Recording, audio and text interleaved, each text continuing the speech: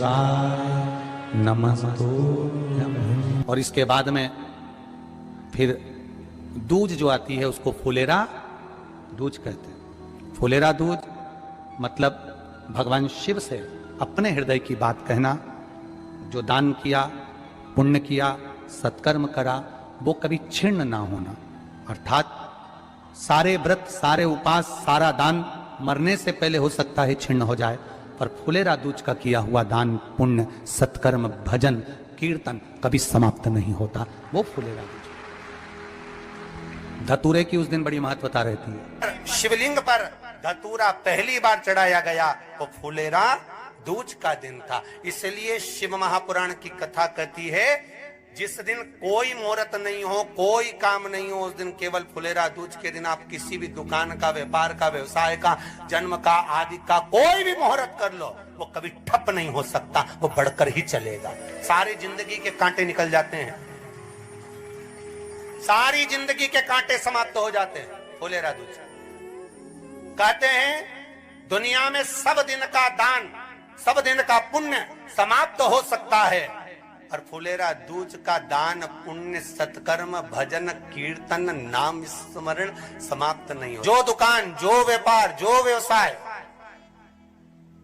और पहले भी आपको कहा, मान लो आप शिवरात्रि के दिन रात को भगवान शंकर को धतूरा चढ़ाते हो व्यापार व्यवसाय के लिए, और वो धतूरा आप शिवरात्रि के दिन सुबह 4 बजे से पहले नहीं बांध सकते, तो उस धतूरे को फुलेरा दूज के दिन लाल वस्त्र में बांधकर अपने व्यापार वाली जगह पर बांध दो।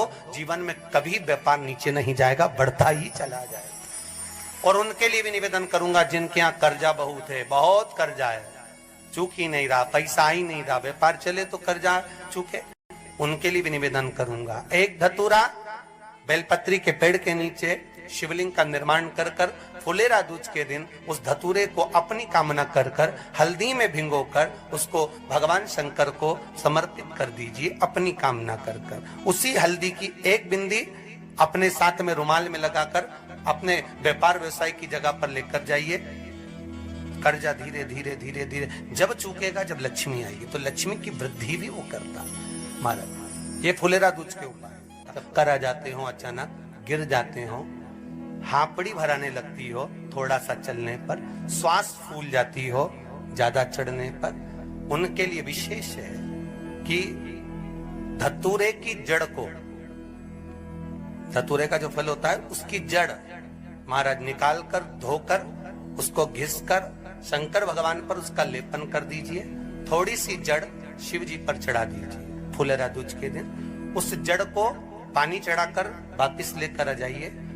जो मिर्गी का मरीज होता है, जिसको दमे की शिकायत होती है, श्वास की होती है, चलने में हापड़ी भरा जाती हो, फुलेरा दूज के दिन दोपहर के समय पर उसको वो जड़ केवल 3 या 4 बार सुगंध में सुंगा दी जाती है, तो मिर्गी की बीमारी समाप्त हो जाती है, और जिसको दमा श्वास फूलता है उसको भी आराम लग जाता है। फुलेरा दूज के दिन उसके लिए नित्य आनंद का सुख दे जाए। और भी ध्यान दें, जिसको बहुत भारी बीमारी हो, डॉक्टर कह रहे हैं कि ऑपरेशन की जरूरत है, ऑपरेशन कराना पड़ेगा, गांठ हो गई है, ये हो गया है, वो हो गया है, निवेदन है एक धतूरा फुलेरा दूज के दिन भगवान शंकर के शिवलिंग पर समर्पित करें, और 5 बेलपत्र नंदीश्वर भगवान पर अर्थात भगवान नंदी पर समर्पित करें। जीवन में कितनी बड़ी भी बीमारी होगी वो आगे नहीं बढ़ सकती, ऑपरेशन की जरूरत नहीं पड़ सकती, वो केवल फुलेरा दूज पर हो। मौका मिला है, आनंद से। धतूरा होता है विषैला। कैसा होता है? विषैला। बहुत विष होता है धतूरे के अंदर। पर महाराज भगवान शिव को वो समर्पित किया जाता है जैसे पार्वती जी को लगा, जब कोई साथ नहीं दे रहा, पार्वती जी को लगा जब कहीं से सुख का अनुभव नहीं हो रहा, आनंद का अनुभव नहीं हो रहा, पार्वती जी ले गई धतूरा, पार्वती मैया ले गई उस बेलपत्र को शिव को। और प्रयास करना, अगर दुख है तो एक धतूरा समर्पित कर कर 1 लोटा पानी अवश्य समर्पित कर। उनके लिए भी कहूंगा जिनको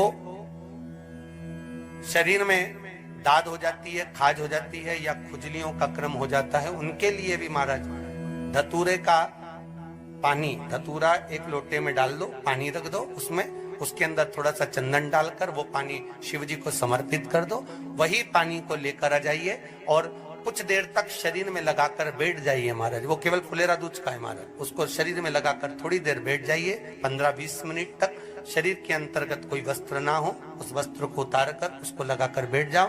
2.5 से 3 महीने में दांत खाज किसी भी चर्म रोग होगा वो धीरे धीरे समाप्ति की ओर हो जाएगा। महाराज फुलेरा दूध का महत्व शास्त्र कहता है, भले इसको छुपा कर रखा गया हो शास्त्रों के अनुसार, पर इसकी महत्वता।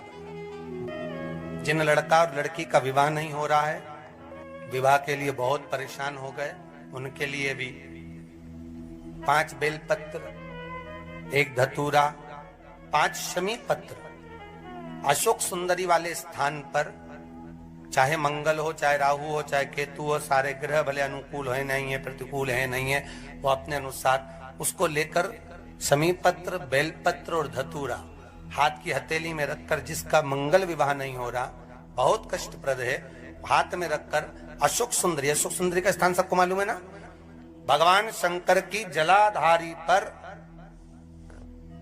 शिवलिंग, पार्वती जी का हस्त कमल, जहां से चरण जल नीचे जाता है, राइट भाग गणेश जी का स्थान, लेफ्ट भाग कार्तिकेय का स्थान।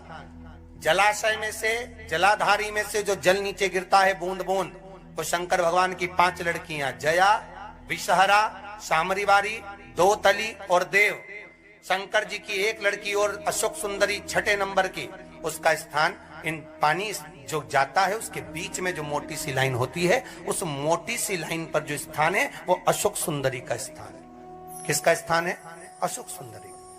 शंकर भगवान का संपूर्ण परिवार, जलाधारी माता पार्वती जी का हस्तकमल, चरण, राइट में गणेश जी, लेफ्ट में कार्तिकेय जी, बीच में अशोक सुंदरी, और ऊपर से जो 1-1 बूंद पानी गिरा रहा है वो है शंकर भगवान की 5 लड़कियां, जया, विषहरा, सामरीवारी, दोतली और देव। शिव की 5।